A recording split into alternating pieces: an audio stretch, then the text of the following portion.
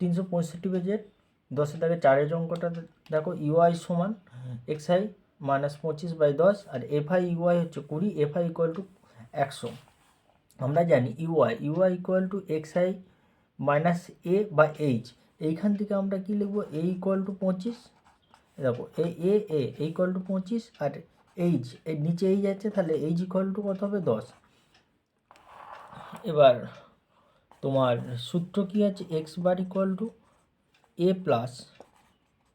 Plus summation f i u i by f i into H.